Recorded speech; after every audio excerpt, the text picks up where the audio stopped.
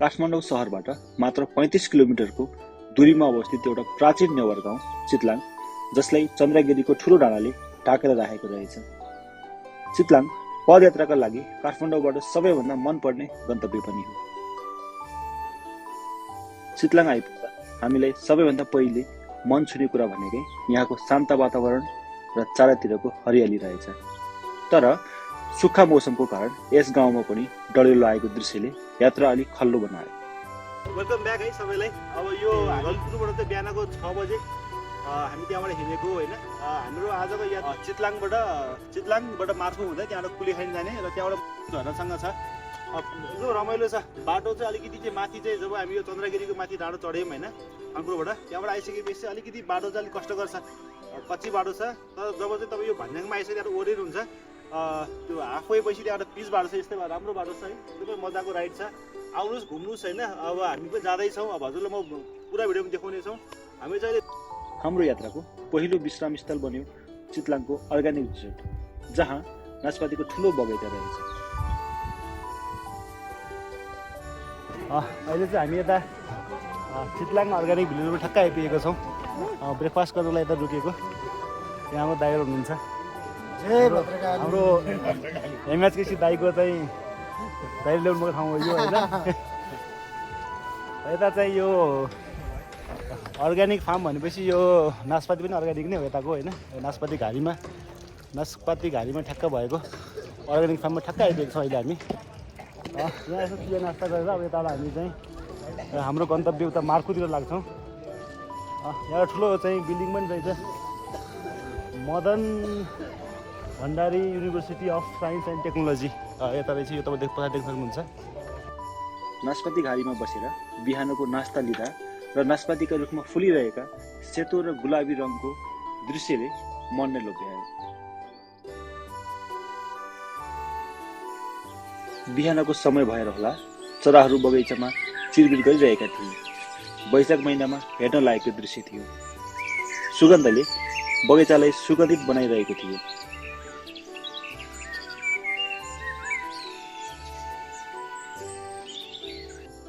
रुखको छाहारीमा आनन्द लिँदै थकाइ मार्दै थिए र समयलाई कैद गर्न व्यस्त थिए। आकाशमा उडिरहेका पर्यटकको साहस हेरेर हामी हाम्रो यात्रामा अगाडि लाग्यौँ।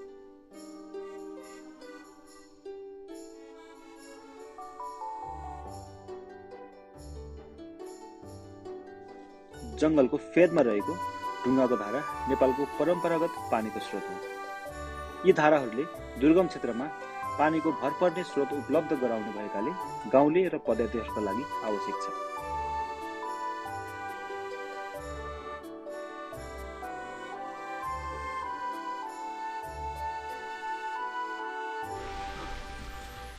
गर्मी याममा पनि यो घना जङ्गलको बिचमा रहेको यो सानो पोखरी चितलाङमा पर्ने थाहा नगरपालिकामा पनि यो 7 धाराबाट बगेको पानी, यता 7 धारा छ, यो 7 धाराबाट बगेर आएर चाहिँ यहाँ जम्मा हुँदो रहेछ। यहाँबाट चाहिँ सम्भवतः मेरो विचारमा यहाँबाट चाहिँ इरिगेसनको लागि खेती गर्नको लागि यहाँबाट पानी लग्ने जस्तो छ। हेर्नुहोस् यसरी बचाएर राख्नु भएको छ। यहाँ पौडी खेल्नलाई, यहाँ जानलाई मनाइ छ। र यो धारा स्वच्छ पानीमा पनि यहाँ कसैले गएर यहाँ चाहिँ नुहाउने कामहरू गर्ने, कुनै फोहोर गर्ने काम गर्ने जरिवाना पनि गर्दो रहेछन् होइन। यो घना जङ्गलको बिचमा यो चराचुरुङ्गी कराइरहेको यो आवाजले मन त मुक्त बनाइरहेको छ सबैलाई।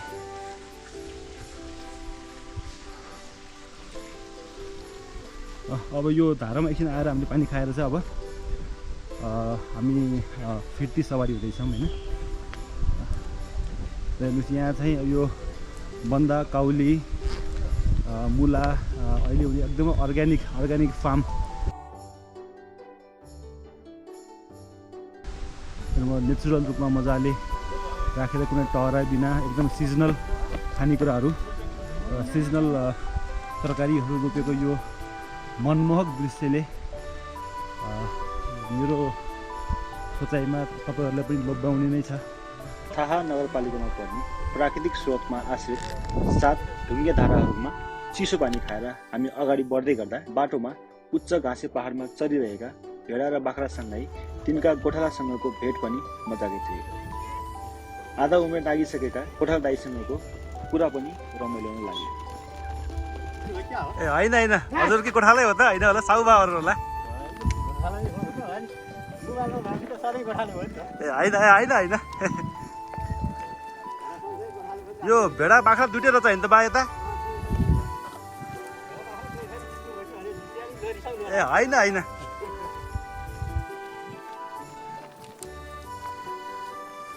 बाकै हो यो बा यो फार्मको हो ए कति छ फार्ममा यो भेडा बाख्रा भेडा बाख्रा सबै गाडी छ 450 ए 450 जति छ ए कति महिनामा चाहिँ यो ठुलो हुन्छ बा भेडा त अलिक छिटै पर्दो रहेछ बाख्रा पनि उस्तै हो भेडा बाख्रा ए भेडा उस्तै यिनीहरूलाई सँगै यो एकै ठाउँमा राख्ने होइन राति बस्दाखेरि छुट्टै कोठामा बस्छ ए चाहिँ भेडा छुट्टै बाख्रा छुट्टैमा बस्छन् छुट्टै बस्छन् अहिले यहाँ चराउनलाई चाहिँ यसो यो चाहिँ चरन जङ्गलमा लानलाई साथी दुईजना भयो भने सजिलो हुन्छ छेक्नु भनेर ए हजुर हजुर अनि मिसाएको ए हजुर आफूलाई सजिलोको खातिर भनेर हजुर हजुर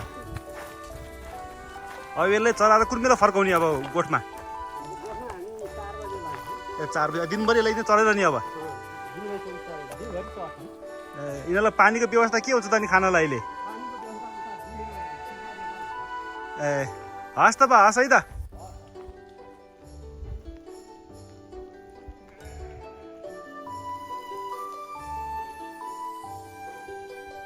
चाहिँ भेडा र बाख्रालाई चरनमा लाँदै गर्नुभएको हाम्रो गोठाला बा र हाम्रो गोठाला भाइ दुईजना हुनुहुन्थ्यो उहाँ जानुभयो उहाँले तर भिडमा दौडिहाल्नु भयो ल्याएपछि त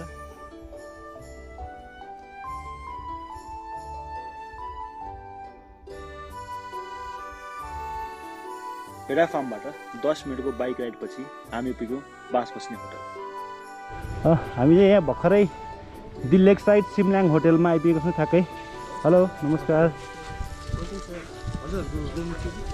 हाम्रो सबै छ हाम्रो रुम प्याकेज सबै छ होइन हजुर रुम चाहिँ यतापट्टि हो ए हजुर यो सिमल्याङ होटलमा हामी आइपुगेको छौँ स्विमिङ पुल पनि छ भन्नुहुन्थ्यो त्यही भएर हामी होटल बुक गरेको थियौँ अहिले यहाँ चाहिँ पुरै टाइम हान्नुपर्छ होइन भाइ त यात्रा कस्तो भयो त एकदम फेन्टास्टिक साथीभाइहरू मिल्ने साथीभाइहरूसँग आउँदा एकदम त्यसै पनि रमाइलो हुन्छ रमाइलो हुन्छ त्यही दाइ ठिक छ नि एकदम ठिक छ पालुकुन दाइ ए ठिक छ एकदम राम्रो छ धुलो रहेछ अलिकति धुलो भए पनि इन्जोय गर्दै आइरहेको छौँ हामी एकदम रमाइलो भइरहेको छ हामी धुलो माटोमा हुर्केकै मान्छे हौ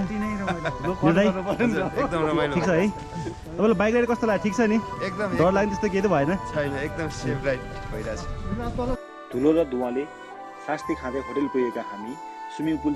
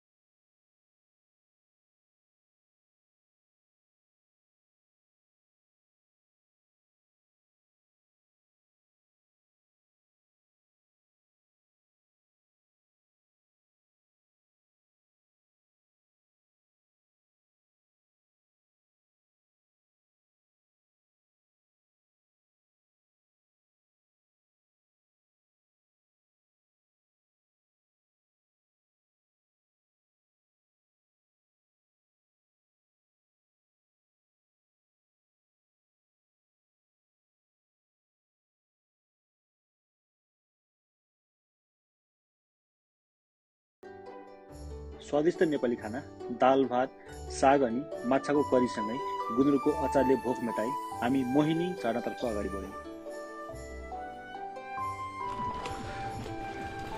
यो मोहिनी झरना जानको लागि हामी बसेको होटलबाट हामी तल ओडिसकेपछि जाने बाटो हेर्नुहोस् घना जङ्गलको बिचमा झाडीहरूको बिचमा दुईजना यात्री अगाडि लागिरहेछन्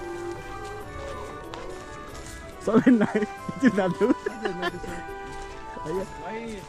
आउनुहोस् हामी पनि झरेर लान्छ तपाईँहरूलाई ओहो यो बाटो ओर्लिन सकिन्छ त यो बिस्तारै बिस्तारै एकदमै यो जुन चाहिँ बाटो छ आहा ल म चाहिँ ओर्ले ल है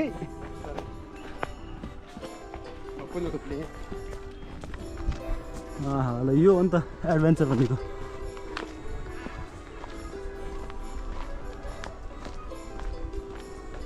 कुलेखानी ड्याम यो अहिले हिउँदे भएर सुक्खायाम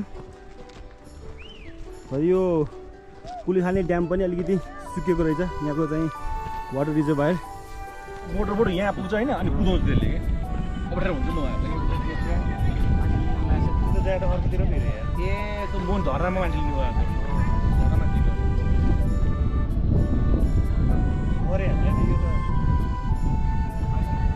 ए बाबु यता डुङ्गा आउँदैन? ए दाइ त्यही आउनु लागिसक्यो। सुक्खायाममा काठमाडौँ सहरको विद्युतको आपूर्ति पुरा गर्नको लागि बनाइएको कुलेखानी ड्याममा जमाएको पानीबाट बनेको तालको उपल्लो किनारामा रहेको डुङ्गालाई धेरैपल्ट बोलाइसकेपछि हाम्रो पालो आयो। भइदियो त म यता अगाडि भिडियो खिच्नलाई तँ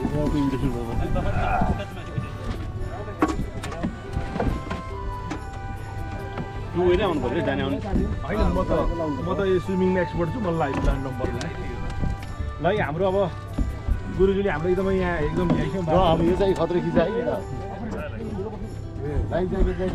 हामीले डुङ्गा चढिसक्यौँ सरै ल हामीले डुङ्गा चढिसक्यौँ है अब हामी जान्छौँ बाई बाई बाई बाई ल बाई बाई है। हामी चाहिँ अब यहाँ मोटरबोट चढेर जाँदैछौँ अगाडि।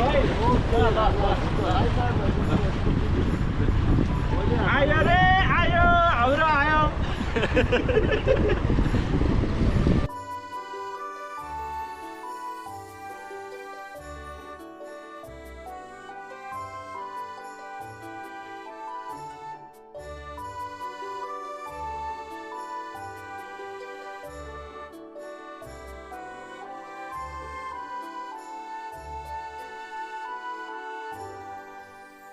कस्तो यात्रा भएको ल गजब राख्दैलाई एकदम रमाइलो है एक्साइटेड भएको छु म यार। अनि कस्तो भएको रस्तो लाग्यो भाइले। पेमेन्ट कति गर्नु पर्यो दिस वे टु मोहिनी झरना। बाटोको ट्रेल पनि मजाको छ, आनन्दको। हेर्नुहोस् शीतल छारीमा वन जङ्गलको बाटो, रुखको छारी, यात्रा गर्ने यात्रुहरू सबै बाटोमा हुँदाखेरि हाइकको रमाइलो छुट्टै छ। यो मानिसको कोलाहलबाट अलिक टाढा, अलिक पर जङ्गलको बिचमा हिँड्दाखेरि चराचुङ्गुरीले कराएको आवाज, आहा। ढाका में और सिलेट, मेरा सिलेट है और दोस्त भी ढाका है। 1 महीने के लिए आया ना, 1 महीने के लिए और फिर भी 15 दिन और 14 दिन तक इधर के ठंडी खाने के लिए आया है बहुत क्या? अच्छा मौसम, बहुत अच्छा है, वेदर भी अच्छा है। 42, 43 अभी अभी अभी तो ये वेदर, अभी वेदर बहुत अच्छा है। हमारा मुल्क में 45, 48 डिग्री तापमान है। बहुत गर्मी है, ज्यादा गरम है, ज्यादा गर्मी है। चलो बंद अभी करो, इधर- चलो र यो मजा आफ्नै छ कि यो हिँड्नुको, यो प्रकृतिसँग नजिक हुनुको, खोला नाला, ड्याम, जङ्गल, हिँडाइ, ढुङ्गा पाखा पखेरो सबै भएको र खानको लागि बस्नको लागि राम्रो सुविधा भएको ठाउँ कुलेखानी मार्कु। यो उकाली ओह्राली भन्ज्याङ चौतारी भयो यहाँ ल।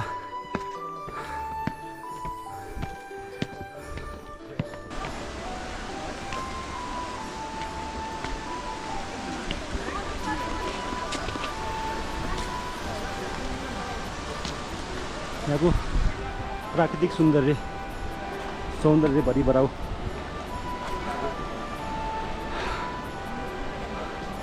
मोहिनी झरना।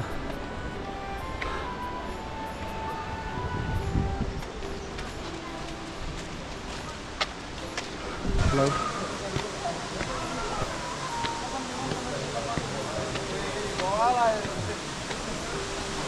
यो सुन्दर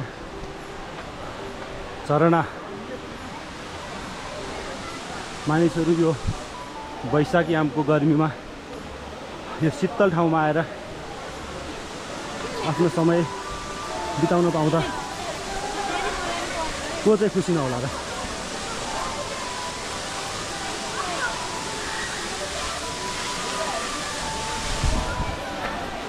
आहा यो चिसो हावा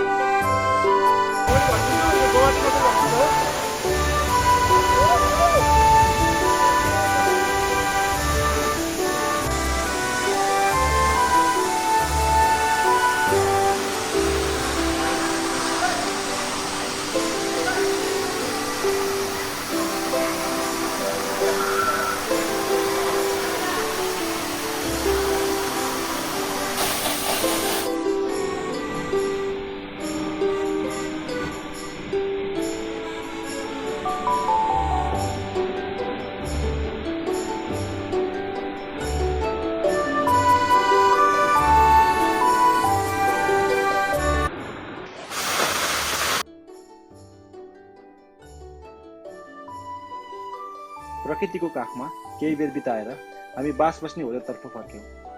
थकान मेटाउनका लागि कुलेखानीको तीरमा हामीले गीत र सङ्गीतसँगै नाचगान पनि भयो। लाग्ला है गाउँलेको बोलीले डाँडा काँडा फहराको तिखले छलकटा नगर खन्जला नगर देख्न लाग्यो रहर हो नाच्न गाउन लाग्यो रहर ध्वनि लाग्ला है गाउँलेको बोलीले काँडा खहराको बिचले ख्यालठटा नगर बगर त्यसलाई रहर हो बेच्न लाग्यो रहर। अहिले चाहिँ हामी आफ्नो होटलमा फेरि आइसकेको छ। होटलमा फर्केर होइन मोइन झर्न गएर यहाँको सनसेटको भ्यू देखेको सबै सनसेटको सनसेट भइरहेको छ होइन। ब्याकग्राउन्डमा मिठो म्युजिक बजिरहेको छ, पुरा सनसेट छ। यता म छु होइन, त्यहाँ तल चाहिँ कुलेखानी ड्याम छ, मिठो म्युजिक बजिरहेको छ। बेलुकी साँझमा मिठो म्युजिक सुनेर अहिले होटलमा बसिरहेको छौँ। अब एकछिन विश्राम गर्ने, एकछिन आनन्दले विश्राम गर्ने, स्न्याक्सहरू दिने। उहाँले टाइम दिन खाइसक्नुभयो, हाम्रो स्न्याक्स पनि रेडी भइसकेको छ।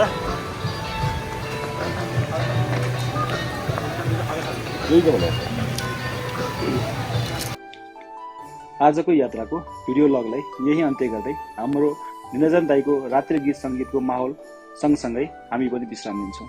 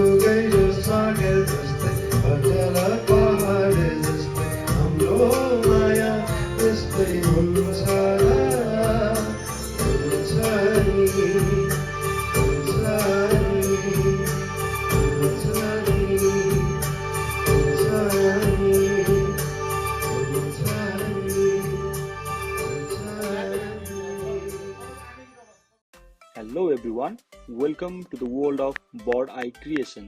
Don't miss out on the fun, hit the like button, share the excitement and subscribe to stay connected. Let's make some memories.